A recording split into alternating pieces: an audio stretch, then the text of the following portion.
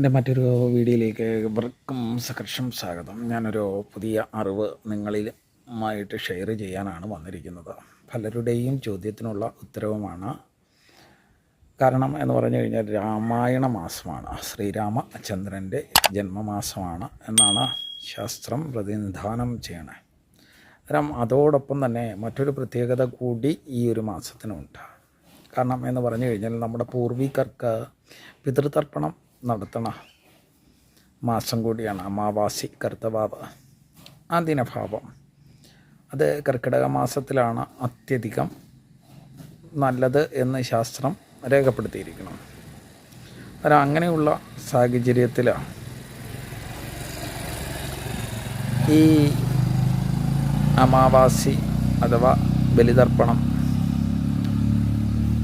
ഞാൻ അനുഷ്ഠിക്കേണ്ടതായിട്ടുണ്ടോ എന്നുള്ളത് പലരുടെയും ഒരു ചിന്താ ഭാവത്തിൽ കിടക്കുന്ന ഒന്നാണ്.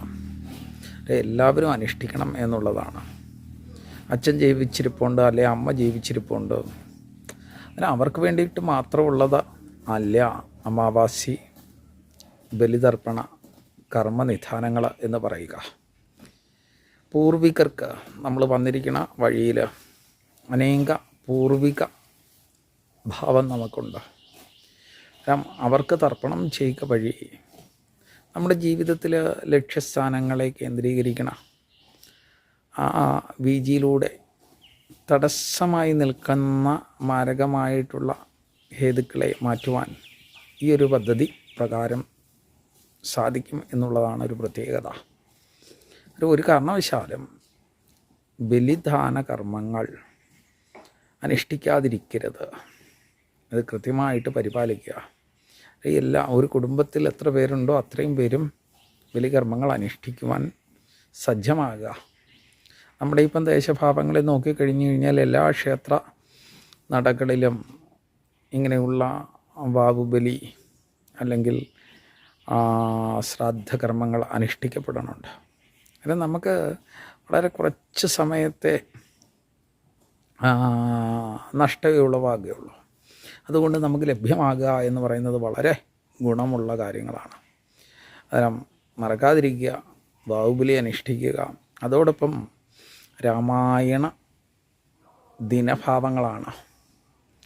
ശ്രദ്ധയോടുകൂടി രാമായണം പാരായണം ചെയ്യുന്നതും അതേപോലെ സന്ധ്യാനാമം കൃത്യമായിട്ടും സന്ധ്യാവീചികളിൽ അനുഷ്ഠിക്കുന്നതൊക്കെ നമ്മുടെ ദുരിതങ്ങളിൽ നിന്ന് നമുക്ക് രക്ഷ പ്രാപിക്കുന്ന ഒന്നാണ്. ഉപാസന ചെയ്യുവാനോ നമുക്ക് സാധിക്കണില്ല. എന്നാൽ ചെറിയ ചെറിയ കർമ്മങ്ങളിലൂടെയെങ്കിലും നമ്മുടെ മനസ്സിനെ യഥാസ്ഥാനത്ത് കൊണ്ടെത്തിക്കുവാൻ സാധിക്കണ ഈ കർമ്മനിധാനങ്ങൾ ഒന്ന് ചെയ്തു നോക്കുക. അന്നേരം ഈ വീഡിയോ ഏവർക്കും ഇഷ്ടമായി എന്ന് കരുതുന്നു.